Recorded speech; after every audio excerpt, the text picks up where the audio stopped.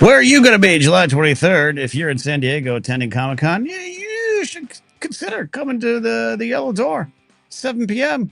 to see some comedy featuring the headlining talents of Jen Sturger, Mark Ellis, and me, this schmuck, supporting them and other comics as well. Going to be a fun night. A little bit of a Comic-Con tradition that we had with Mark for a while, an American Comedy Company, but now we're over here for this one. So, again, if you're going to see SDCC, San Diego Comic-Con, that's what the cool kids call it, SDCC. No, they don't. I'd love to have you out there as well. So there we go. James Holmes checking in, says hello and good night all. Hope everyone's doing well. One of these days, we're just going to do a stream at like 3 o'clock my time so James can hang out with us a little bit more. But his voicemails are great. No new voicemails this week, so we'll talk about that later in the show in terms of just, hey, where can you leave a voicemail and how and all that good stuff, because it's been a lot of fun. Kingsport Cows here, Carbon Swap, Laser Bolt, Scarlet Wolf, regulars checking in, Recovery Hacker, Detective McArsel. I've been concerned about Jared the TIE pilot. He hasn't been around. He did tell me that he was going to be out and about doing things, but he says hoping to make it tonight. Currently getting tattooed. Ooh, what do we think he's getting tattooed with? Let's find out by bringing in producer Steve, who might know a little bit more about Jared's body than me. Producer Steve, how are you? Scandalous. I don't think I know more about Jared's body than you. I think I've seen him as unclothed as you have. It's true. Back It's here in the back area, but yeah, no, he posted on Discord that he was getting a tattoo earlier today, and it's a doozy because he's been in there like all day. And Really? he's got a ways to go. Yeah. Okay, let's take some. I want some predictions, and if you know in Discord, don't cheat. Don't be a cheater. Let's take some predictions of what we think Jared's tattoo might be. I think Jared's tattoo is a full back tat of Westeros, not Essos. I think from neck to crack, it is from the north of the wall to Dorne, where the sun shines too much. It's a full thing. I hope. Yeah, go. What's that? Go ahead. No, I hope. Tramp stamp with a Westerosi, yes. Like the table in Dragonstone is like basically that's the template you're going for, is the painted table with the candles underneath. Yeah. Just that, from the lands of always winter to the southernmost point of Dorne, all on his back. And I hope Jared has convinced the tattoo parlor to put this on some TV, and everyone's listening to this and talking about Jared's crack. That's what we're talking about here today. So hey, we're gonna have some fun tonight. I don't know. I know this is a running joke. I don't know if it's gonna be a long show tonight. Then we go to like 7 o'clock. You're having a worse weather day, Steve. A lot of you out there in the other parts of the country, that heat bubble and stuff. This is like that first kind of LA summer. It's been delayed. I don't know, as if like the climate's changing and doing different things. And I've been in the studio all day. My 3 shows, Force Center, Culture, Faith, and Politics. We did a big co-stream with this great cat named Tim Whitaker. And then now here I am in the studio. You could just, the electricity heat. Yes. When you go into like a server room, that's this right now. Yeah. The humming, the heat. Yeah. You feel kind of like a baked potato after a little while. Yep. Like when you go back outside, you're gonna be like, okay, Franny's going to stick me with something and I'm just going to be soft and flaky on the inside. I have cats now, Steve. Plural. Cats. Yeah. I don't know what to do. Know what to do. So as you all know, my little menagerie of animals. I don't have the original cast of the squirrels. The cast has changed. It's like late in a run of a show. You get one kind of maybe hangover cast member, and the rest are all new cast. I have Mama Squirrely, and I just have 3 other squirrels. The other ones are long gone. I'm just going to assume they've gone to other parts of the city and that they're still living and doing well. Don't tell me otherwise, Steve.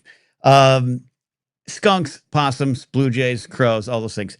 I've always had these neighborhood cats. There's a lot of alley cats in Burbank. It's kind of a problem. Even the Burbank kind of the rescue shelters say, good luck. If you find them, you raise them. Like, there's not much we can do. And there's places you can maybe catch them, bring them in, get them spayed and neutered, and put them back out on the street.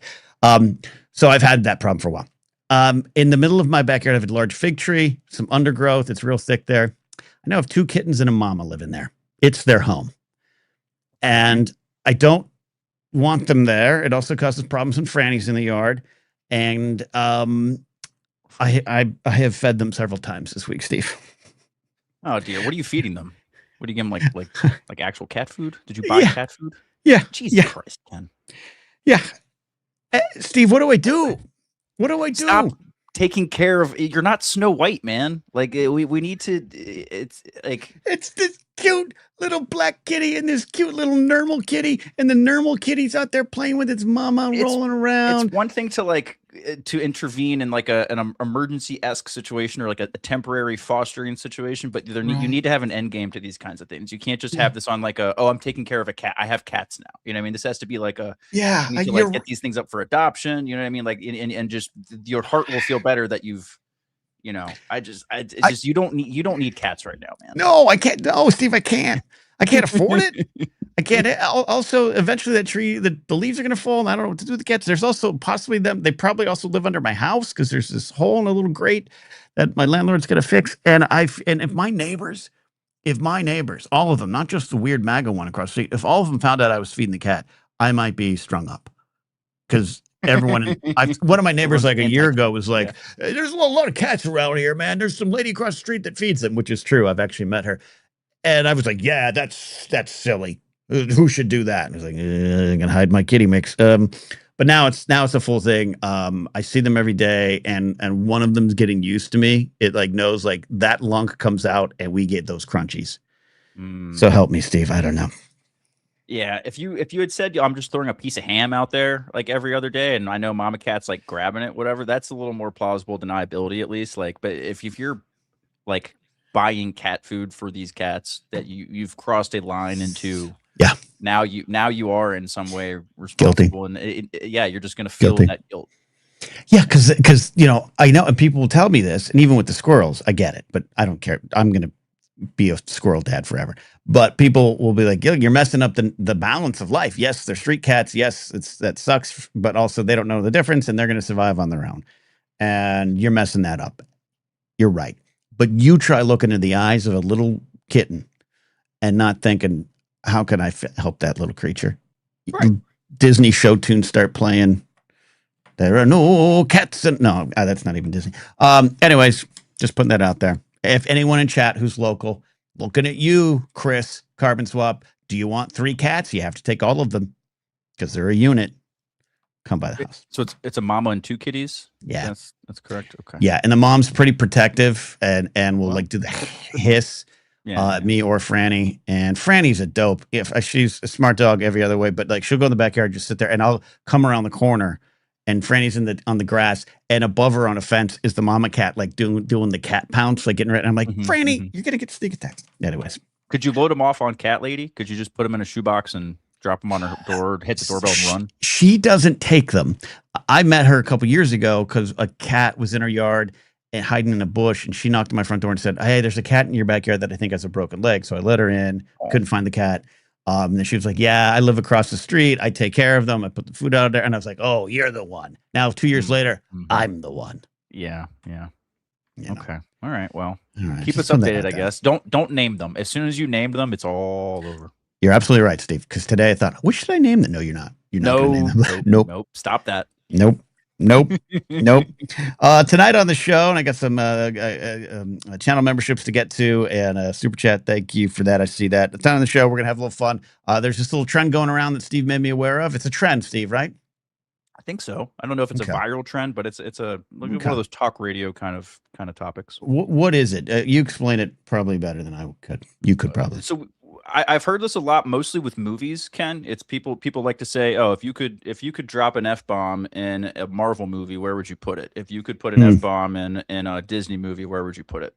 And so this got me thinking about the great famous sports calls of our time. And this came from 2 different directions. That conversation, but also with the World Cup going on, I've come to realize that our Puritan traditions here in the United States, Ken, are not just about covering your knees and no body parts on TV, and we got to keep the music clean. It has seeped into our sports calls are so dry and boring and lifeless and full of zero passion that they are buttoned up corporate suit tie wearing sales pitches. Okay. You go and listen to the sports calls of the world, Mhm. and they are mother effing like all for 20 seconds after a goal and like saying Really? all these off. Oh, it is incredible, but it's in a different language that I have no idea what it sounds like, and so it sounds beautiful. But you're okay. But they're just laying into people. But you're getting the translations. You're not just assuming. You're like, no, they're no, right. Yes, exactly. Yes, this is like a thing that has been talked about. And so like the Argentina has been done this. This has been a thing on French calls. I think none of it's like been English speaking, right? So it's been different. So it made me think, if we're gonna take a page from our international brethren, where would we start? At least if we could retroactively insert either an F-bomb or just any kind of expletive into the famous sports calls of yore. Love that. So I got a couple we'll get to. So we'll do that in a bit. So in chat, if you have any ideas, any famous sports calls throughout history, I'd love to have some more recent ones, even ones that I'm not super familiar with. I'd love to have those ones too. I got some ones classic for my generation. So there you go. That's one of the things we're going to do tonight. Also, it is Thursday, so we do want to take weekly confessions. Confess. If you got a sin, get in here, call. How do you call in? Will you become a YouTube channel member or a Patreon supporter at patreon.com/Napzok? Really would love to have you there. Help support the show. And you get in here, and that's how you call in. About 15 of you might be looking at channel memberships because Recovery, Hacker, and Kingsport Cal gifting memberships, 10 from Recovery. Hacker, look at that red banner there. And then Kingsport Cal, he's always generous with his 5. Got some super chats to get to. Appreciate that. Recovery Hacker, again, very generous. What's the difference between Boba Fett and a time machine? One is a Mandalorian. The other is a Mandalorian. I'll see myself out. You know, I'm glad he spent $10 to do that. I'm glad he did. The world needed to hear that. And then we all can move on. See, and that's the response you got for spending $10 on that. So if you'd spent $50 on that, Ken might have even feigned like thinking it's funny. But then if you had just said that in the chat without spending money at all, then he would have asked me to ban you after the show. But making a big deal of it during the show. Ban hammer. Chris, who's going to take my 3 cats in the backyard, says, "Did you ever play effing fighting games like Mortal Kombat, Tekken, or Street Fighter? Do you have a favorite game or character?" Tekken, no, I don't remember Tekken as much. Let me get some pictures of Tekken up. Street Fighter has Ken and Ryu, right? I think Ryu. Yeah, I was a Mortal Kombat kid. So I was too. Yeah. So my nephew's name is Ryu, and he's named after the game. And I thought there's a Ken in there too. Yeah. So I'm Mortal Kombat. I didn't play it really on a game console. I played it at the local movie theater that my friends worked at, and I eventually worked at. Had a little tiny arcade in the back, and I would go hang out there and just play Mortal Kombat. I was never super good at it, but I wasn't super bad. Kind of the story of my life. I have a favorite. Let me look at. I'm going to look at Mortal Kombat characters. So I have a roster for all 3 right here. Okay, hit me. Okay. So this is, and I'll play with the resolution here in a second. So this is starting off with Street Fighter. So this is that's Ryu. Luke, Chun-Li, Kimberly, DJ. These are all. This is a recently game, so I'm not gonna get in trouble for saying any of these names. Marissa, JP's, and Cam. I remember Cammy. There's Ken. Okay. There's always a lot of cosplays for those. Yeah. Okay. I do. I didn't play this one as much, but I maybe played it at my friend's house. Blair and Joel, we played on GoldenEye, Blair's house. Okay, so that's Street Fighter. That's Street Fighter. Here's Tekken. So yeah, I don't recognize any of these guys. I have no memory of Tekken, other than I know it's a thing. I would have thought Tekken was kind of like a Contra game. I associate. I mean, I know they're all arcade games, but Tekken is the one that I've seen like still I think have more updated arcade games. You know what I mean? Like I don't that's just how I associate it more, even though I know they're all arcade games. And then this is Mortal Kombat, which is like a shit ton of people, but you know, everyone knows Mortal Kombat. Yeah. Laserbolt says Ken in Street Fighter looks like a homeless cat person. Okay. Okay. All right. So I don't have a specific Mortal Kombat character that's jumping out to me that I remember playing. Oh, you got a list. there. Yeah. Let me get back Sub-Zero. to this. That was my guy. Okay, yeah, it Sub-Zero might have was been. my guy. What was the other one kind of like Sub-Zero? Was there like a Scorpion. That was his Scorpion? brother. Yeah, top left Yes. here. Yeah. I love that you know that. You know, it's in your Sub-Zero, Scorpion. Katana was the. She was Katana was the scary, or I think she yeah. might have been one of the scary ones with like the teeth. That's why she wears the or no, that was Melina. Melina's the one with the scary teeth. Okay. Katana was like the good Striker. version of Melina. Jax. Are some of these like Sonya later Blade. generations? I just remember so many of the names now as I'm like, you know what I mean? Like as the name, like as it, because you know how like it says it as you select the character. Raiden. I remember Raiden. Yeah. Yes. Yeah, okay. Yep. Yep. Okay. Yeah. President of the United States. But Striker, I love Johnny Cage. That's right, Johnny Cage. Yeah, because okay, first of all, the '90s movie. I have not seen the recent Mortal Kombat. The '90s movie was pretty good. I remember being surprised and smacked in the face by it. It's cheesy. I'm sure it doesn't hold up in terms of performances or the look or anything. But I just remember we saw it in the theater and we're all like, "All right, you know what? Pretty good. Pretty good." Was it Mortal Kombat 2 that introduced friendship as a response to the probably parental groups complaining about the violence? No, I thought Street Fighter came after. I could be wrong on that, but I don't know. I don't. But you know remember. what we're talking about with the friendship, right? On Mortal Kombat, instead of finish him, it would be like friendship. Oh, yes, yeah. Yes. Oh, I blame Hillary Clinton for that stuff. Just and Tipper Gore. Yeah. Yeah. Oh, yeah. That's right. Narcolepsy's got it. Friendships and babalities. Yeah. Because we couldn't do fatality anymore. That's right. Oh, good. We're gonna have some people with some even Pat Cocky's here. We just had a great live stream today with Tim Whitaker. Like I said up top, you guys should check it out. I should have just co-streamed it on this channel too.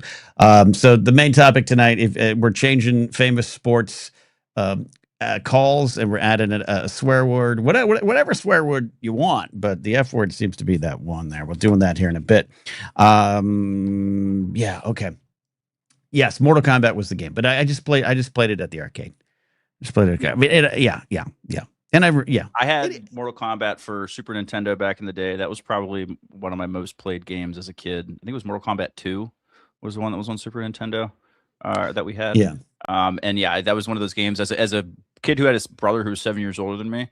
That was like how that was me grinding through the streets, Ken, just getting my ass absolutely kicked day in and day out by my brother who was so much older than me. But it was, yeah. I got better at the game. I couldn't play it for shit now, but I was pretty good when I was like 10. ABACABB. Is that the up down, right? What's the Contra one? That's gotta be a move combo for somebody. Oh, that was how all the fighting games worked, right? Like everyone had like different, like 3 or 4 button combos, and it was all about like blocking, countering, and all that kind of stuff. I don't have the coordination for that. I'm a button masher even now. I just look, I can't even. My fingers are all. It's just a mess. So I could never do that. I just a masher. What was Double Dragon? Is that one too? What's the game? What's What's the game? I don't know. Double Dragon is a thing. Yeah, that's a thing. But it wasn't like a fight game. It was like on. Oh, that's the Blood Code. Okay. Yeah. Did that the one that they'd go fight on the street? It was a movie. There was a movie. It looks like that's a game. But yeah, there was. Yeah. Okay, I hit a chord. Patrick, Mark Damasco, Scott Wolf. Okay, see, here we go. See, here we go. And Pat Cocky says the ABA fucking CABB is the code. Narcolepsy says Double Dragon 2 is the best video game ever. Laserbolt says Double Dragon rocked. Detective McCarcel loved Double Dragon. I'm glad. Yeah. Anyone have thoughts on Double Dribble? Perhaps the greatest basketball game of all time. That is actually not, but is. Double Dragon is the film based on the video game, Steve. Yeah, I think Steve figured that out. Yeah. Okay. Yeah. 1987 was when. Okay. Recovery Hacker has got it. Contra says up, down, left, right, BA start. 30 lives. Right? You get 30 lives with that. Wow. Okay. Dude, I haven't played Contra since 1998 or maybe Probably or so. Same. When my brother, again, that was one of the ones that my brother passed down to me. Well, what was crazy? I think I played around the same time, but it would be like retro, nostalgia. I think my friends on like a Friday night were like, "Hey, instead of GoldenEye tonight, want to play old Contra." Oh yeah, that was the greatest game ever. Right. Give me another Dr. Pepper and a Chips Ahoy. I'm gonna play this. And it didn't hold up, but it's still fun. I love playing Commodore 64 games too. All right, let's get to this. We got people submitting some good ones here, and I want to get to it. So the main topic tonight is change a sports call by adding a swear word, and we got some ones all we got some here already. So I'll go through them, and then I'll go through my. Well, Steve, you got some. You even got sound cues tonight. What I've got some. I got a couple sound queued up. We'll hopefully by changing these enough, we won't get dinged. But I think we'll be good. Yeah, we had a Detective McCarcel and Svetnik hitting on "Do you believe in fucking miracles?" Al Michaels, 1980 U.S. men's hockey team, now mostly MAGA. Just for the record, that whole team. Ethan also says, "Fuck, down goes Frazier." That's down good. goes Frazier. That's really good. See, that's how you play the game, folks. Pack hockey's not going with like a sports call; it's going with a sports poem, a story. The mighty Casey fucking struck out. I think that's great. Going back to literature. Ethan says, Havlicek stole the fucking ball. That's what call was that one? What call is that one? That's the 1965 NBA Finals, I think. Yeah, 1967. Okay. It's late 60s. I mean, Havlicek is like they were playing against like milkmen and like like mail drivers. I don't want to get out of here. Yes, that is it. Yeah, look at that. I can't do that one. I don't think we can say that. I can't do that one. It's Howard. To be fair, I blame Howard Cosell for that. Howard Cosell. Speaking of sports, John Lennon of the Beatles shot dead tonight in front of his fucking apartment, dead on arrival.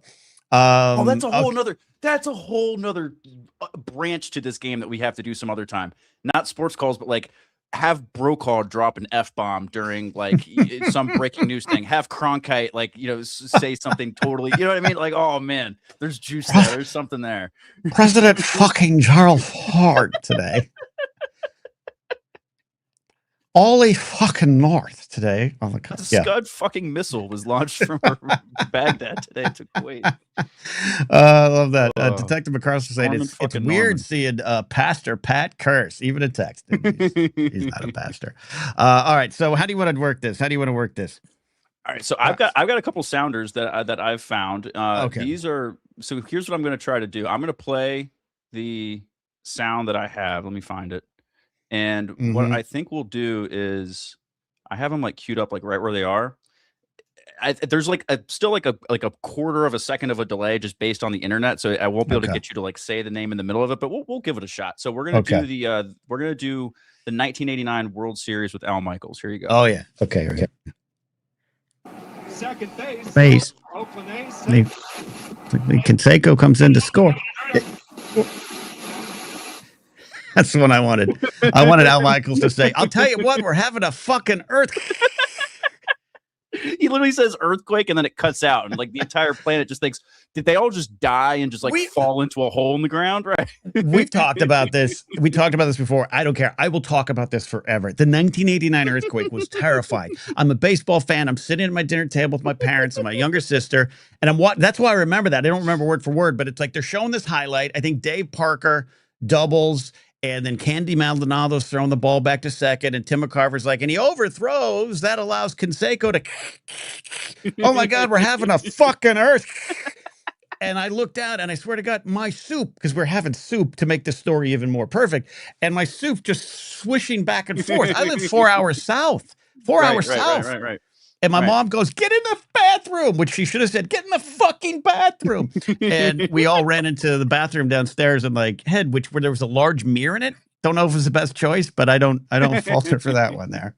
Love that one. Oh my God. I've got one more sound for you that you selected. This is the 1986 World Series Game 6. Probably the GOAT, Scully. Mm-hmm. Little roller up along first. Behind the bag. It gets through Buster. Here comes fucking Max. We could. The fuck can go on different spots. Do it again. I'll change the fuck. Do it again. I'll change the fuck. Yeah. I hope that's coming through. Okay. I hope so too, because this is hilarious. Little roller up first. Behind the bag. It gets through Buster. Here comes Knight, and the Mets fucking win it.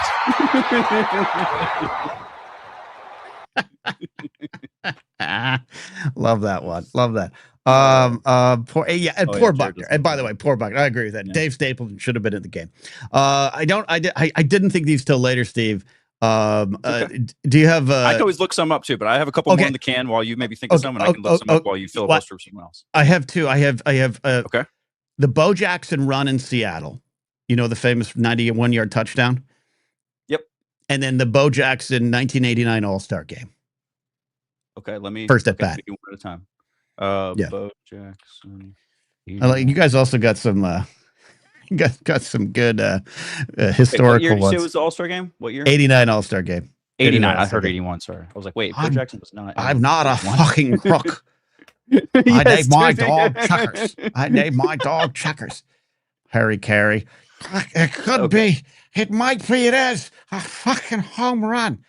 Hadakai Arabu. All right. You tell me what you want to play. Let's do Bo Jackson first. Here we go. Okay. Because it's not the Al Michaels. No, this is not Al Michaels. You're going to hear my 1989. Yeah. Oh, All-Star game? You're going All-Star game? Yeah. This is the 1989 All-Star game. Bo Jackson. Okay. Football. I don't know if there's ever been anyone do it. He's remarkable. And look at that. Bo Jackson says fucking hello.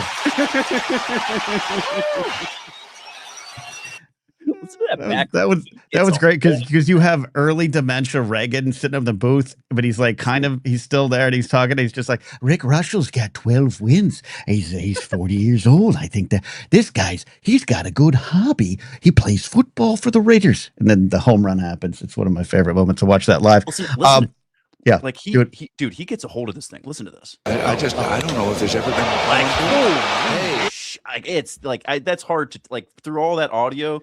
Yes, you could tell he gets that in the thickest part of the bat and hits the shit. And it's a breaking ball, and Joe Jackson kind of golfs at it. And the next batter, Wade Boggs, who doesn't hit a lot of home runs, he cranks one on 3 and 2. And Wade actually has a look. He's like, ha ha. And my favorite is Ronald Reagan's talking it still, and Wade Boggs hits it. And I don't know if you can still play, but Reagan's he's just like, well, I look at that one's gonna go there too. And he gets all excited. He's trying to keep up with Vid. This play is just Bo Jackson's. Okay. Here, now I'm going to find this is a longer one, but this is Bo Jackson's 91-yard touchdown run into the tunnel. Okay. 3rd down and 6 at the 9. And Bo Jackson to the 20 and out in front, and only one man to beat him. Kenny Easley can't run him down. He had the angle, but there goes Bo, and nobody catches Bo. Touchdown. He might not stop the fucking Tacoma. Portland. He just went by Spokane. There That's go the Raiders in the final. I want that. It's all Gifford. It's all Gifford there on that one there. You got yours. Pat suggests Walter Cronkite, and that's the way it is. I shit you not. Thank you, Pat. See, we need someone to come in here with something other than an F-bomb. That's actually, it's harder than you think. Yes, the F-bomb is just too perfect and easy to do all of it. Yes. But here's one of the classics I had, and I actually cut this up so we can drop the F-bomb in the middle. Good. I hope this just is. Yeah, this is great. We can do this all night. So fucking field. One more time. I can't hear. Oh, I didn't hear it. Oh, you didn't hear that one? No, because I totally effed it up. So let me do it again. Do it again. I'm working on it. I'm doing this all on the fly, folks. The band is out of fucking. He's going to go into the end zone. The band That is out of field. That is the Stanford band onto the field against Cal. Against Cal. The band is. They should have said that. The band is on the fucking field. Right. Exactly. That's exactly right. And this is one of my personal favorites of all time. Let me just play this one real quick. James catches, puts up the 3. Won't go. Rebound Bosch. Back out to Allen. His 3-pointer. Bang! Tie game with 5 seconds. Mike Breen with the bang. Like that was the birth of the Mike Breen bang, the storage stage. And if you just drop a fucking bang there, tie game with 5 seconds to go. I mean, Miami was already coked up and all ready to go anyway, but actually they'd already left the game at that point because they thought they were going to lose. But I love that. Mr. Gorbachev, tear down this fucking wall. That's what he said, Ken. No, that's what he actually said. Ask any Republican. That's what he actually said. That's what he said. The ones, if you listen to the afternoons back in the day with Josh and I, there's some famous calls that we loved. The Jack Buck 87, 91 World Series, Kirby Puckett Game 6. We can pull that one probably quick, right? Yep. Jack Buck, 86. Jack Buck Game 6, 91. Puckett home run. That one's good. I mean, and Kirk Gibson. Gordon Puckett calls Puck 6's game home run. Here we go. He's to the line, and the left-hander delivers. Puckett swings and hits a blast. That's not Jack Buck. Oh, you said Jack Buck. Oh, no, I didn't know specifically Jack Buck. Okay, hold on. Let me. Oh, yeah, Steve Smart Night, that one. Yeah. I know that one. Yeah, I know that one. Puckett almost single-handedly evened the series. He clarks it to left center and chased by Puckett.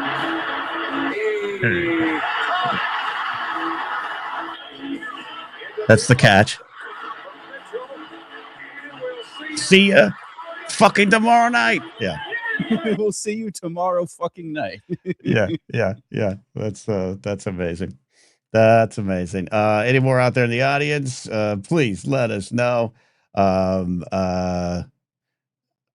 Chuck Schumer doing these calls. Yeah. Narcolepsy. There goes Davis. Holy shit. Davis is going all the way to back. Auburn's going to win the motherfucking game. Yes, that was one of the ones. Yes, that was one of the ones even I was thinking of. Yeah. This is a great one. And you know what? Because this is what this dude actually wanted to say. And this is exactly what I mean when I say, like, this is where we should add this. This is exactly where this bit of craziness belongs to be. Okay.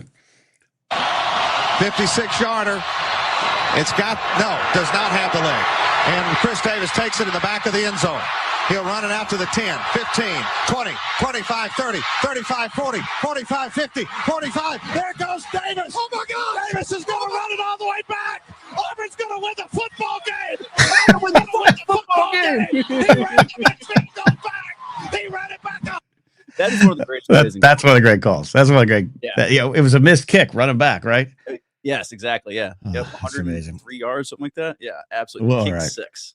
More on the way. We'll you guys got more tonight. Keep putting it in. This is a lot of fun. It's the silly shit I kind of need after a busy week, and a lot of horrible things going on in the world. What do we got? Mandalorian Jedi Scarlet Wolf says the odds are in fucking calculable. RJ hits Bird. Love that.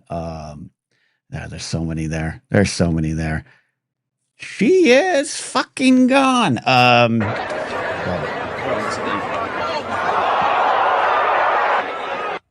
No, there wasn't any call to it. That was just the crowd reaction to Randy Johnson murdering a bird with a 98-mile-an-hour fastball. Yeah.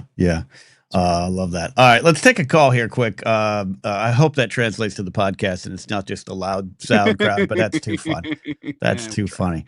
I listen. I have a 3-minute clip of Scully and Gargiola in Game 6 of the '86 World Series. I have listened to it on my phone on walks. I just love that call. I love that call. All right, let's bring it. I'm surprised he's here. Jared the Thai Pilot. He left his tattoo parlor. He's been in there all day getting a tattoo. My prediction that it was a neck to crack tattoo of the Westerosi map from the lands of always winter to the southernmost point of Dorne. Jared, what tattoo did you get? Well, maybe I'll have to get that back piece. But no, I've got comic book characters on a sleeve going on my leg. And I had Carnage filled in today with color. I actually just posted it in the Blathering Discord if Steve wants to rip it. But yeah, another 6 hours on the leg. So I think 6 hours. Okay, I got some questions about this. Okay, I got answers. Okay, 6 hours in one spot. Sounds good. What's the pain like on a color fill-in? It sucks. I know it depends on the spot. Yeah, no, it sucks. It's I had a lot of juicy areas for it to go up on the thigh. What is that? Wait. What does that mean? I got nice thunder thighs. You got thigh meat. It was thigh meat. It was going on. It's the thigh meat. Thigh meat's pretty sensitive. Yep. Okay. So, there it is. Steve's got it. Oh, Steve, for the audio listeners, just imagine Carnage painted on a thigh, on a tasty thigh. Yep. But honestly, it's okay. I can sit through the tattooing, if I'm comfortable. But right. I had to rotate my hip a weird angle, so that started to suck. Yeah. Because arthritis and I'm old. So, okay. So logistic question though. I'm a very itchy individual. I get a lot of itches and I can't stand it. How do you do the itches? Do you take anything? Obvious questions about the bathroom. Do you prep? Do you do what Cory Booker did before his filibuster, not eat or drink for like 12 days? Like what'd you do? Unscented, unmedicated lotion and slap it, don't scratch it. Slap it, don't scratch it. Okay. But so during the process. Yeah, there's a good 3-4 days of itchy. That'll come in a couple days. I'm talking about 6 hours in a chair. Oh, that's not itchy. That's it just feels like you're getting stabbed 1,000 times.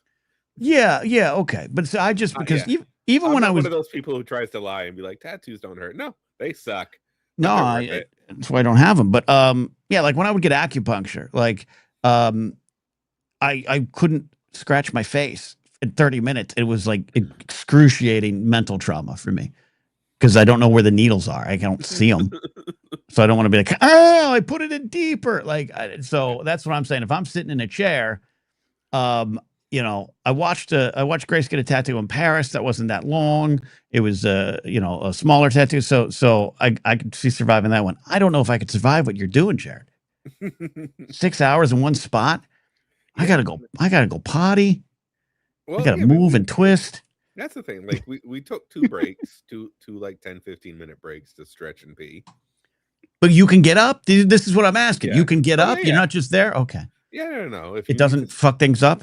No, not at all. Okay. But I'm one of those, like, I bring my headphones, I get into my little zone and just space out. So yeah. Okay. I'll go check my email. We got another soundbite coming in. Okay. Thank you. Steve, any follow-up questions for Jared on his tattoo? No, I am way too big of a wuss to ever get a tattoo because I don't even like getting like my flu shot every year, so I could never do it. I could never get a tattoo. But I respect the commitment to art, and I'm allergic to a commitment in that way. Whereas like I would want to change it. And so like I don't mean like in like love or anything, but like with like. I change my desk setup every 5 months because I get bored with it. Like if I had a tattoo on my body, I would just like I'd be like, oh man, I wish I did this instead. Love that. You know what I mean? I have that neurospicy where the room and the setup never lasts more than a couple months. And I can't commit to shit like that. Like if I have stickers, I can't commit to putting a sticker somewhere. But I can get permanent things painted on my body and be fine with it. No, for anyone who has tats, I get it and I respect it. Like, it's not that I wouldn't want. I with Steve. There's just nothing I've loved in life long enough, and that includes Star Wars. Could you want a Star Wars tat? No, I don't. No, I don't want like the Millennium Falcon on my chest. No, I don't. No, I know the perfect tat for it. Pope Steve. Right on the chest. Pope Steve. Like, no, I want a big back. I want you to get a big back tat of me like Ben Affleck. You know what I mean? Yeah. Just like me as Buddy Christ. That would be. But okay, Steve's Buddy Christ. That'd be good. Okay, I like where Physics Buddies Joe's going with this. A Force Center tramp stamp. But you got to be clever about it. Instead of just having Force Center, it's got to be well said. The Force Center, well said. Okay. Yeah. I'm not gonna do it, but yeah. No. Speculate responsibly right above your ass crack. Yeah. Speculate responsibly. The Force Center Mantra right there. Perfect. Yeah, and I'm attracted to people tattoos. Obviously, that's we couldn't tell. My first girlfriend, I think, was like 33 tats or something, and 16 piercings. Grace covered taffeta right now. Just has a wonderful collection of tats, including some great Simpsons tats. I love it all. My world was changed in 1999 when a musical artist named Biff Naked showed up on the scene, covered in tats with a Betty Page cut, screaming punk rock music, and I was like, "This Christian boy is conflicted." I think I love them. So anyways, Suicide Girls. Yeah, exactly. All right. So stay on, Jared. I'm going to try to play this, Pat Conkey, from Culture, Faith, and Politics, hanging out, probably having a Minnesotan beer, right now. I don't know what a good Minnesotan beer is. He sent one. It is, Minnesota Vikings miracle touchdown versus the Saints. Paul Allen radio call. I literally just pulled it up. Okay, can you play it? Because I don't know on the queue. Yep, I got it right I don't here. know if I can play it through my set. Yeah, okay, go for it. I got you. Okay. That's what I'm here for, man. All right, here we go. On the left, Marshawn Lattimore, 12 yards from Adam. Case on a deep drop, steps up in the pocket. He'll fire to the right side, caught by Diggs. Stay up! Oh my God! Touchdown! The Minneapolis fucking miracle. That's it. Could you bring up the Miami Miracle? I'm on it. The Miami. You got to bring up the miracle though. The 1980 U.S. hockey. Yeah. They're all MAGA. Magic's gone. They're all MAGA. Gone. They're all MAGA. We lost the Cold War in the end, Jared. Let's be honest. Yeah. we lost the Civil War to the South, and we lost Cold War. Yeah, the Miami Miracle. 10 seconds left. Tannehill will throw it, and this will end it after the shovel, or will it? Miami running around, circling. Oh, look out! Gronkowski didn't have the ankle. Touchdown! Canyon trick. I think the fucking or the swear word. I think it's on Gronkowski. Yes, where do you put it? Gronkowski didn't have the fucking angle. Yeah, that's it. where I would put Gronkowski it. didn't have the goddamn angle. Or the That's a great 04 World Series when the Sox finally won. The regular quote is Red Sox fans have waited 86 years. No. We've waited 86 fucking years. Fucking years. Joe, I actually am a Joe Buck defender, but I don't think Joe Buck would say that. If you're just joining tonight, welcome. It's the Blathering Live. We are having fun adding swear words to famous sports calls or famous newsreels. It's always fun. I think that we're. Inge Villa says in 1988 VP debate, Lloyd Benson to Dan Quayle, Senator, I served with Jack Kennedy. I knew Jack Kennedy. Jack Kennedy was a friend of mine. Senator, you're no fucking Jack Kennedy. I think that would work. I was going to say, I saw Jack Kennedy fuck with somebody. I thought that's where we're going to go with that. But okay. I fucked Jack Kennedy. Yeah. I love that. I got a super chat to get to. If you got any more, Steve, I got another one. I got another one that's a little bit left field, literally. I think of myself as a man of faith. As there's a drive in a deep left field by Castellanos, it will be a home run. And so that'll make it a 4-0 ball game. I don't know if I'm I don't wear know this if I'll be fucking putting on this headset again. I don't know I don't know if I'm putting it on this fucking headset. For those that don't know, and I my friend Adam Witt was a big Reds fan. I just, sometimes you don't follow sport as closely. I'm not aware of Tom Brenneman, Marty Brenneman's son, drops the F word, but not the right one, not the good one, not the one we are supposed to say. He drops it off air. He thinks it's off air. It goes over broadcast. Because the Reds are going to go play the Giants in San Francisco. Says what you think he says, and then this is the apology. What, 2 or 3 innings later? This is like the next commercial break. Like it was. Yeah, because they know it because he learned right away. He kind of knows that it went out over the air, right? Yeah, because the producer, he kind of got the think of myself as a man of faith. Man of faith, and then the best part is a man of faith. And I love the man of faith, and then Castellanos hits an absolute freaking bomb. I think of myself as a man of faith. As there's a drive in a deep left field by Castellanos, it will be a because it could have been a single, it could have been a pitch, but he feels the need, and I get it. I think I'm not going to be in that moment, but I get it. You want to be perfect, but it's just a cat, and it's going to be a home run. Anyways, my long career is done. I dropped a homophobic slur on live TV for all of you to hear. Oh my gosh. That's good. Jared, what is the next tat after this? Though you can kind of see it in the picture, but Deadpool's right below him, so he's getting colored in next in January. Okay. Because tattoos all right. are expensive. All right. The reason thank you. I called in. Yeah. Okay. Was listening to your latest review of Hot D, and in it you started going on like a 30-second little thing, and I need more of this. Why hate fanboys? Why do I hate fanboys? Oh, the movie Fanboys? Yes. It is indicative of another era of fandom. So it's lowest common denominator look at fandom. Now the director is a fan. He's a Star Wars fan, Kyle Newman. I know friends who know him well. I don't know him, so I don't want to sit there and say he's this or that or a problem. I just thought the movie came out of time, and then it ends on a prequel joke. The whole movie was written and done to get to that moment. They finally get to watch Phantom Menace, and one turns to the other and says, "What if it sucks?" Wah, wah. And I just think that is indicative of Generation X's takes on the prequels and just fandom in general. I just despise it. There are some stories that I know of from someone I know who worked at Lucasfilm during that time. They did get to shoot at Skywalker Ranch, and someone with the team, I won't say which, fucking annoyed the hell out of George Lucas to the point where they're like not invited back.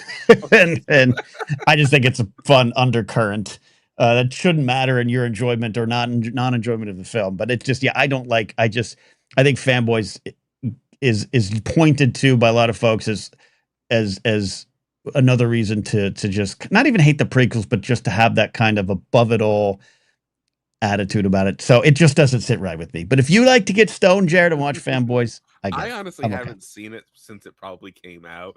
So it's one of those, when you start, I'm like, wow, is it really that bad? And then I started kind of like replaying it in my head. I'm like, yeah. Yeah. And I don't even know in terms of things, if the humor doesn't stand up or not. That happens, and I don't hold that against anything. We are all products of our time, whether we want to believe it or not. I mean, it is what it is. But that's it. And Dan Folger, is that his name? Folger, I think it is. Folger. Nothing against him. He's got this wonderful kind of weird career, but I've just always hated him because of that movie. And and that's what it is. So all right, Jared, thank you. And also appreciate you had a question we're going to try to answer on Casually Talk tomorrow. Definitely. All right, guys, stay safe and have fun. There you go, Jared the Time Pilot here. We got a super chat. We also got a confession coming in from Recovery Hacker. Let's get to this super chat here. The Obscure Essayist 1948 says, "Hey guys, hope all is well. Steve, I'd love to know what led to your current long-haired look. Does it cause any issues as a father of small children? Ken, what inspired you to cut your ponytail?" All right, you go first, Steve. This is a good question. What is the Steve lore on the hair? So to answer the second part of that question, is it an issue with parenting children? Yes, 100%. Both my kids pull my hair all the time, and it sucks. Honestly, I get the beard pulled just as much as the hair too. So it's like, okay, the long hair is just so much more accessible. You know, you're holding a baby and it's right here, so you can just that hurts. So that sucks. But no, I had long hair, not quite this long, but I had long hair. I was going for like the Anakin Skywalker kind of length when I was in high school. And like middle school, high school. What Anakin, like Revenge of the Sith Anakin? Revenge of the Sith Anakin. Yeah. Dude, that was gotcha. That was just We now know it was a wig, and I got to tell you, I never thought it was a wig. I didn't know if they fooled me. That, you know what? I totally believe it, because you know why? Because that level of hair perfection is not possible by mere mortals. Like, that has to be. I get you. It has to be artificial. You wouldn't be able, like, you can't be that good looking, like, without juice in it. So that makes sense that it's a wig. So because I tried, I couldn't. My hair's too flat. Anyway, and then I had short hair all through up until COVID. I had your typical, like, white dude with a polo, short hair, like, Don Draper kind of cut. And then COVID came along, and I started working from home, and I just had to cut my hair. It's been that long since COVID? Yeah. I mean, I've cut it, like trimmed it. Obviously. But I haven't. I've let it grow ever since then. What does Mrs. Producer Steve think of the long hair? What at the time? What happened when you were like, "This is what I'm going to do"? The transition. So just for start, she digs it. It's good. It's I'm telling you, boys. If you can grind it out to get there, it's worth it. Two things: if you can grind it out to get there, it's worth it. But you have to also do the upkeep. Okay, this is not. I can't roll out of the bed and look good. Yeah. So you got to do a little bit of work. But no, Mrs. Producer fucking loves it. Loves this stuff. I love that you added the F word to your own own. I know story. I know the joke. Okay. But you have to get through the Justin Bieber phase. That's the hardest part. Yes. And that is the absolute hardest part. And that's why I did it during COVID, because I never left my damn house for 2 years, and I worked from home, so I didn't really give a shit. And on calls, I could, do my hair in a way to make it look a little less like Justin Bieber and fake it till you make it. Right. And then, and you get to promised land once it hits like the shoulder line. Yeah, no, yeah. When I first grew my hair out long, I had started from a relief pitcher mullet and didn't know. Yeah, I didn't know, like, you know what I mean? Like I didn't know hair care or just like hair strategy. I just thought I just grow it all long and it meets in the middle. And so I had this weird long hair.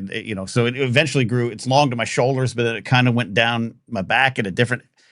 So yeah, it was the whole thing. Yeah. So the question on what caused me to cut my ponytail, he's talking about the 2015 into 16 Screen Junkies one. And that was because I'd worked, from 1998 to 2015, July 2015.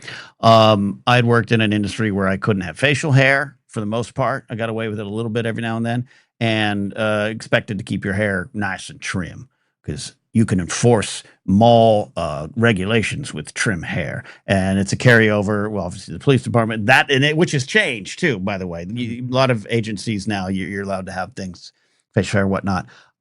So I got the job at Screen Junkies, and I was like, this is it. I don't have a lot of hair left. I'm bald. I'm going bald and bald, but I'm going to do it. I'm going to grow my hair out. And you're right, Steve. There's nothing worse than an awkward. It's like reliving your awkward 12-year-old puberty self in junior high.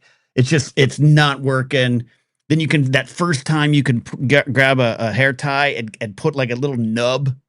You feel so, but it's ridiculous. Yeah, my wife always used to make fun of me during that transitional period when I could just start pulling my hair back. You ever see The Patriot, Ken? The Mel Gibson picture about the Revolutionary War? The little dorky little dweeb kid who gets killed in the beginning by Jason Isaacs, his son. It's like pretty much it starts off the whole plot, right? Because his son is all pissed off. So Jason Isaacs, the dude on the horse, shoots his kid. He's like stupid little boy, and he shoots his son. I always got referred to being that little kid because he had the same kind of like very short little Revolutionary War little ponytail. Okay. Once you get through that phase, once you get through you're that, good to go. Phase, Yeah. So that's why I grew my hair out, because I had grown my hair out after high school. That was the awkward phase I was talking about. And then I don't have the big picture of it. I've maybe shared some of this for audio listeners. Apologize. This is me at Mardi Gras, probably 1996, working from a radio station. And I had, so I have a little Mardi, but that's my hair. That's my long hair coming out the back there. Doing a Sergeant Pepper cosplay or something? It kind of was. But it was for Mardi Gras. We were on a float. We were throwing beads in downtown San Luis Obispo. Nice. So that's how my hair kind of got that long. This was me growing. Is that the first time you ever saw a woman, Ken, throwing beads at the Mardi Gras? Was that it? 96? I wish. Right. I wish. And then this is me growing out my hair. This is right at the summer, kind of like after I graduated high school. Maybe about a year later. See what I'm talking about here? See where it comes down to my ear? Yeah. That's because it was short, and then the back was the mullet. Yep. Yeah. So it looked like I got some sort of Beatle cut. But that's Beatles, maybe more Boston, but you're close. Yes, it's not a Beatle cut. Kingsport Cal says, why does Ken look like white trash in that pic? I don't know, but I agree with you. I actually agree with you there. So, anyways, I grew it. Long story short, I grew it. But I knew I wasn't going to keep it for long because, I just don't have, I'm a bald man. So it's like I don't have enough hair to really make it work. And, but a little more back then. And it was great. I loved it. I just didn't like the look after a while, and I knew I was going to cut it. And I went to Collider, and I knew I was going to show up on Movie Talk the first week. And I was going to look different because I'm a pro wrestler. I come from pro wrestling. Anytime you go somewhere new or you come back from injury, you got to change your look. So that's what I did. Attaboy. I know you're joking, Kingsport Cal. I don't take anything you say ever seriously. Ever. No. Blazer Wells says, "Cat in the yard, hanging out with animals. Go figure." Yeah, that was my dog Pepper. That was one of my. We had dachshunds for a long time, and that was Pepper. And he passed. He had a back injury, sadly. So there you go. All right. You just look like every Oasis fan that I imagine in my head. That's just that was. Well, and that's what I cut my hair. That's what I then cut my hair, my long hair. I cut it. And I literally took definitely maybe to the hairstylist, threw down the CD line, the liner notes, and said, "Cut my hair like that." With this, yeah, like this, Yeah, this guy right yeah, here. literally, that's what I did. Literally, I did. It never looked like Noel or Liam. Never. I looked like probably actually probably looked like I did as a kid when my bowl cut, my 70s eight is enough Adam Rich bowl cut that every kid in my generation had. You went for Noel Gallagher, you got Steve Jobs. I wish it was Jobs. I wish it was Jobs. So there you go. There's some lore, some absolute lore from the two of us there. There you go. I think we got a confession, Steve, in the time we have left here tonight. You want to take a confession? We don't even need to do the whole thing. We'll just, you can play the music. Yeah, I can't do it anymore because I'm on Firefox. The one thing about Firefox, I can stream again, but I can't do background stuff. There you go. Laserbolt. I just don't have my thing actually ready. That's all. The Laserbolt Vids says the only time I cut my hair in my adult years was for my X-Wing pilot costume at Celebration 2019, where Laserbolt claims I made fun of him. Claims I made fun of him. I don't remember that, Laserbolt. Let's take Recovery Hacker here. He's got a confession. Mr. Hacker, how are you? Well, a good evening, Mr. Napzok and Mr. Steve, the producer. One of the things that I immediately thought about in terms of like laughing was speculate responsibly above the ass crack. I mean, no. What do I say to that? That is just it's perfection. So here we go. Forgive me, Jedi Master Napzok, Jedi Master Steve, the producer. I have sinned. Like to be a master? Wow, awesome. So I owned a baseball that my mom's and her sisters owned back in 1984. They had made their way to the dugout and got it signed by the actual entire Sparky Anderson, Alan Trammell, Kurt Gibson, like all of the people in the dugout. Now, objectively, I don't know if you can see the video, but my moms were all quite attractive. So, they let me that to be able to do that. But the fact of the matter is, when I was about 12 or 13, I cracked the china cabinet open in our in our house, and I took that baseball out back, and that's my confession. When I was done with that baseball, what it looked like was wrong.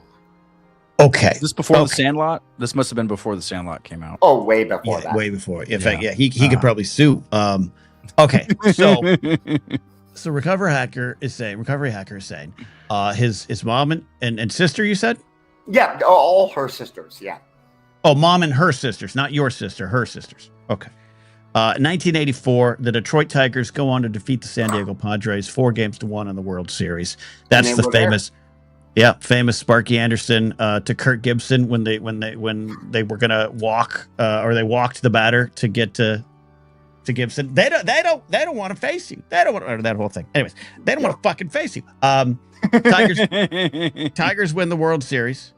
They have a ball signed by these players: Sweet Lou Whitaker, Lance Parrish, Alan Trammell, Kirk Gibson, Chet Lemon, Jack Morris, Guillermo Hernandez, Willie Hernandez later on because they wanted to make sure his white fans felt safe. Who else was on that team? Dave Bergman, not Hall of Famer. Darrell Evans. Evans might have come later. He might have still been with the Giants embrace. All right. So then he takes this. Now, Steve, he doesn't lose the ball. He takes it. He breaks into the china cabinet. We'll get some more details there. Plays with the ball in the backyard. In Recovery Hacker, did you return it dirtied? What happened? I was caught by my Aunt Susie, the youngest of the sisters, playing out back with the ball, and my friends who immediately snatched it away from me and said, with a very 1980s kind of like inflection in her tone, "What in the actual F are you doing?" And the ball still exists. My stepdad still has it to this day. But the damage done, I did some damage. Okay. Can you read? First of all, did you break? You said break the china cabinet. Take us through that. Oh no! I broke into. You broke into. Okay, but take us through that. You picked a lock. That was my very first lock pick that I ever Nice. did in my entire life. I was like 8 or 9 years old. I mean, I'm impressive. thinking, what was that? Okay. That was 84, so I was like 7 years old. Okay. Yeah, Did you use like a bobby pin? Yes. Yeah. Yes, a bobby pin. Okay, but when you said that was my first lock pick, how many more lock picks have you done in your life? So I am a red team Dude, from the specialist that's licensed, and I do a lot of work throughout my past with fusion centers and things, and I've done a lot of what they call it's called red teaming. I'm sure you've heard of it, but it's like what we do with testing security on things. So yeah, I didn't know at 7 years old I might very well find myself one day, using Kali Linux to do network penetration. And Okay. So you're a recovery hacker. Okay. All right. So the using ball's Linux to do hacking. What is that? What did Annie Linux have to do with hacking hacking? on? I use Kali Linux. Actually, I'll use Kali or Parrot OS, but it's mostly just for aggressive, like offensive security, red teaming, things like that. Okay, hold on. Have you kept us safe from Russia? Are you on a team? You don't. If I've gone too far. That is a very complicated question. Oh, Wow. Don't get the YouTube channel subpoenaed, please. Right. I don't want to demonetize, so I'm going to shut up. That's fair. All right. So Steve, I've laid it out. There's a lot of sins in here. The ball was returned. Yeah. Not in good condition. The ball is still in the family's collection. One thing I would say to maybe defend, we got people in chat, let us know, sin or no sin, and then maybe the penance. The one thing I will say is, if this is a valuable piece of memorabilia, but if no one in the family was prepared to sell it, then it has no value. It has emotional, sentimental value, but it has no monetary value if the plan is to never sell it. That's what my friend Jeff May, his girlfriend, Jeff and I collect cards and stuff. She said that to him one time. He's like, "Oh, I got this Barry Sanders rookie. It's worth like X amount of dollars." And she said, "Oh, great. Are you going to sell it?" No. And she goes, "Oh, so it has $0 value."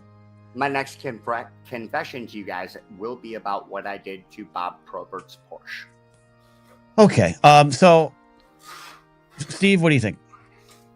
So yeah, no, sin without a doubt. I think the real move here is you need to call up whoever the hell produced the Sandlot and say, why did you take my intellectual property, or where did you steal my story from? But the fact that you return the ball, at least it helps with your conscience. It doesn't really do anything for the people who may or may not have some financial stake in this ball later on. While I hear that argument, Ken, like I would say that about like a picture that my daughter drew for me at daycare. I'm not going to say that about a baseball from some millionaire dude that I went to. Like that's not mine. I found it. This thing that we have here is like, it has monetary value, because you know why? I'm not taking it to the grave. I'm gonna sell it, and if I don't sell it, I'm gonna tell my kids, don't be dumb like me. Cash out on that thing, because you can't take it with you. So I agree that. By the way, are you familiar with the Sarah Silverman bit she did on Conan one time? Like, I was at my sister's house, and my sister's kid drew a picture, and my sister said it was good. Yes. Like, it's one of my favorite things. By Sarah Silverman was amazing. I just want to show something to producer Steve before we go. We can't see nothing.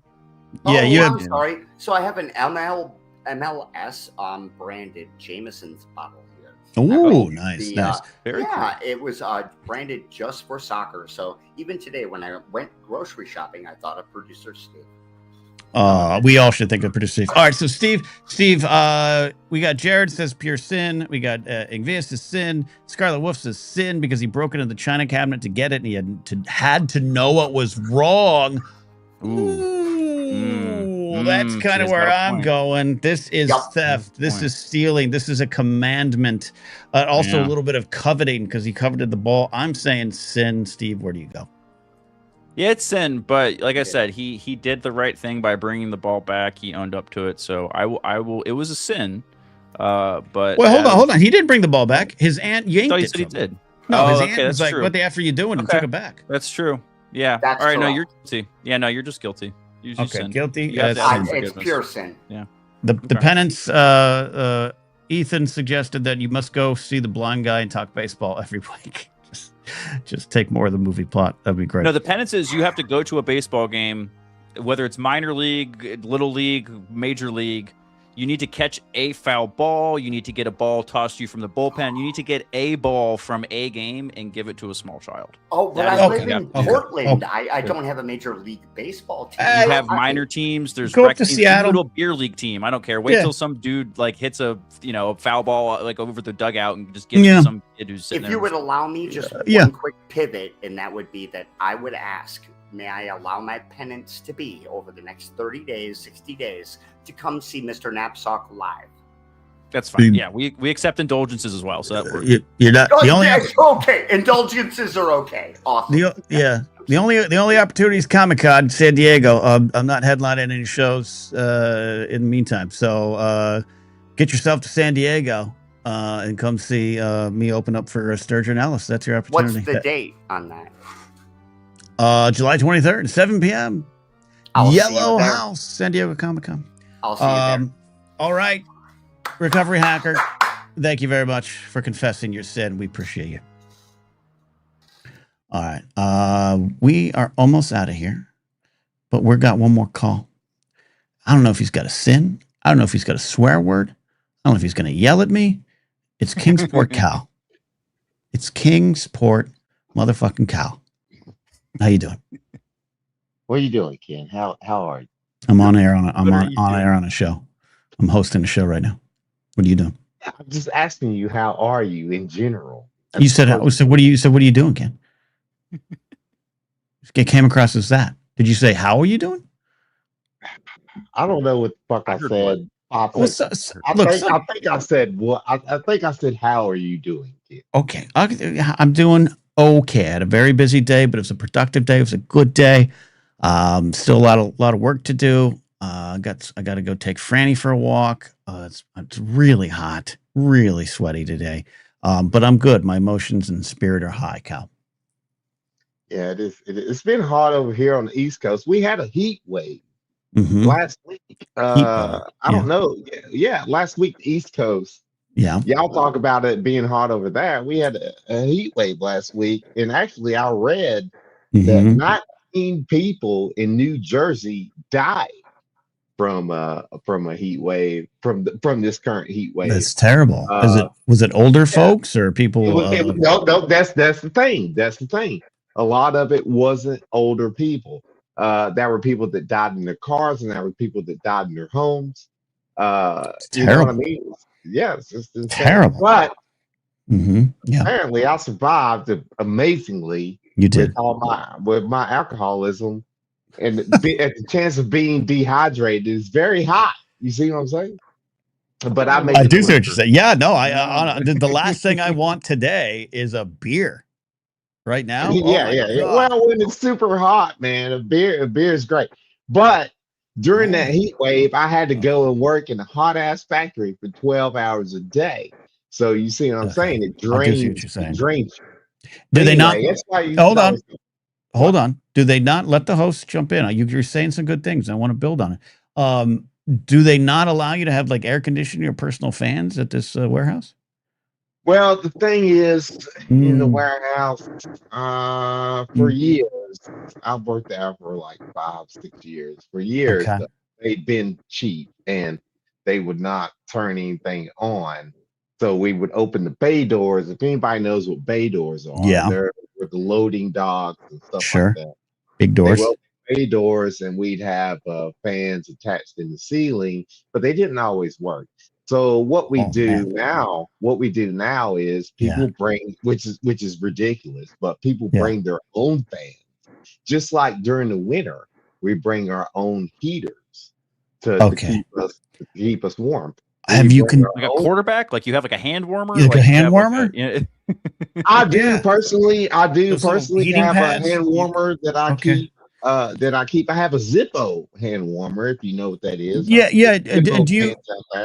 Do you have those little things that you can break that weren't that like little gel packs that turn hot? Oh, you talk about hot hands? Yeah, hot hands during the winter are essential. Hot hands are really good. They work really well. But that's what it's called. That's the name of the product. Okay. Would you or have you all considered forming a union? Where are we going with this? Every time union gets, I've tried this, Ken. I've tried this, Ken, because I'm not a fucking idiot. I've tried this. I've tried this, and every time it gets shut down. It gets shut down. Yeah. Corporate doesn't want it. Of course. Of course. But the people I'm around doesn't even know what the fuck I'm talking about. You see what I'm saying? It's a hard act. Yeah, I do see what you're saying. And have they been like brainwashed? Because I'm not going to assume everyone. I guess. I'm not going to assume everyone there is conservatively leaning, but it's possible in that area. And the one thing, especially since Reagan destroyed the love for unions, turned everything union into bad. So a lot of conservatives, a lot of evangelicals grow up with the idea union is of the devil. So yes. maybe you need to start there. I've told my father, who used to work for the Mead. I don't know if y'all remember Mead, but they made paper. The paper company. Yeah, it had Mead on it. Anyway, I told my father that I was going to try to make a union. He said, "Don't even do it. Don't even think about it. They will lay you off. They will find any way to get rid of you if you try to form a union." I don't think he's wrong. I know he's not wrong because I fucking tried it. And I had to tiptoe around that after that. Anyway, that's a whole different story. But let me ask this. How did you try to recruit? Were there hidden secret meetings? I told people because after around 5-year mark, I told trusted coworkers that I work with that this is bullshit. Trusted because you can't trust every you work with, Ken. You know this. You know this in security business. Don't trust Steve. Trust some dude who can't wait to shoot his gun. You know this. I know. Anyway, waiting for my moment. But yeah, so I told trusted people, I'm like, this is bullshit. We're not getting enough money. We need to form a union. We need to make a stance. We need to say that we're going to do this and this, blah, blah, blah, blah, blah. And they were like, well, I don't want to ruffle the system. I was like, okay. Did they sound like that? Well, I don't want to ruffle the system. Okay. Did you have? I'm good paying my rent. Did you? I get it. It's not easy because they will strike bust. They will go after you. Did you have like a pamphlet? Was there some sort of sign? Union now? Like verbal, Ken. I don't structure anything. As you could, if you could tell anything about me, I think we can tell anything. I do everything off the cuff, and that's exactly what I did. I think we can tell. Yeah, I think. But I got the feedback, and I knew it wasn't the right direction, and my father was right. He was right. Okay, all right. You said you were going. I sidetracked you with the union talk. What's on your mind? Oh, well,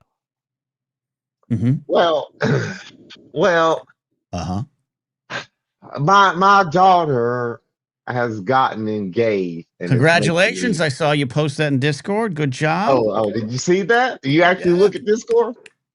Yes, I look at Discord, I didn't Cal. do anything. Yes, I look at Discord, Cal. Okay, I don't actively participate. You are the community behind me. Does Jon Stewart show up to Daily Show Discords? No. I just want to make sure you're all doing good things. Also, before I get on that, I do want to say that I was disappointed when I was listening to the last Blathering. Nobody fucking called. Are you kidding me? Me and James Holmes and tonight, Jared, we don't give out memberships and bullshit. We lost people to call. Yeah, no, I appreciate you giving out. I know. I want many new voices. I want people to call in. Let's do it. Yeah, but hey, it's okay. We had a good show Monday. We had a good show. Yeah, it was a great show. But I'm just saying, I mean, this show, that's what this show. It's a radio show. Yeah, it's a radio show. I remember when you first grade, you have a myriad of different shows. This show is for the fans. You know what I'm saying? It's for the people. This is what this show. I'm rambling. But I'm like a union leader. Yeah. Okay. So was that your question? Your point? No, that wasn't my point. I forgot what I was saying. Oh yeah. My daughter got engaged. And, yeah, your daughter got engaged. The thing I'm afraid of, Mm-hmm. I'm not afraid of it. It's just a natural point of life. But first comes love, then comes marriage, then comes the lady with the baby carriage, which would make me a grandpa. First of all, lady in the baby carriage. I thought it was the baby in the baby carriage. That was lady in the baby carriage. That was usually say the person's name. Yeah, but I'm not going to divulge my daughter. I had that wrong my whole life. Yeah, that was first of all that was spooky. That was spooky. You're like one of those horror like with the haunted girl in the back. First childhood limericks. Then comes marriage. Then comes baby carriage. I could make a fucking YouTube movie out of that and be rich.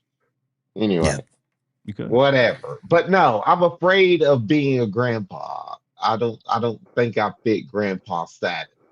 And I know that's something that you will never experience, Ken. So I'm just asking Steve, what do you think? How are you going to feel when you reach grandpa status? I'm not. My daughter's not even 3. Are you talking to me, Steve? Steve has to deal with it. I don't. That's why I just said that you will never have a grandkid. You're too old. First of all, let's had a kid. Jesus. Okay. Calm down. Just calm down. Add qualifiers. Calm down. Okay. Calm down. I am calm. Okay. Steve, answer the question. I'm not worried about it at all because my daughter will be a precious tiny little baby forever and ever, and she's never going to not be my tiny bitty little. Steve's in denial. Steve's in denial. Okay, that's not true, Steve. I thought the same thing, Steve, until our daughter got engaged, and now I realize the prospect that she's going to get pregnant and have a fucking kid, and I'm going to be a grandma. Okay, Cal. Okay, we're going to Cal. Have you seen Bad Boys 2? Picture with Will Smith and Martin Lawrence. Yeah, I've seen the film. I've seen both. Okay. I was just wondering. I've seen Bad Boy 3. Okay, all right. Yeah. Steve. So the door scene is kind of that's what I'm worried about. So Cal, I need someone to be my Uncle Mike that's going to come out and pretend that they just got out of jail and scare them all off. So if you can do that for me, I'll feel a lot better, Cal. I've lived the door scene. I'm sorry, Ken. What? okay, but we're trying to move this along and keep it contained. What does being a grandfather do to you psychologically? Nothing really. I mean, it just reminds me that I'm an older person. When I don't feel when it's something that I feel that you have, Ken, and a lot of people on YouTube and in general, they feel they're younger than they are.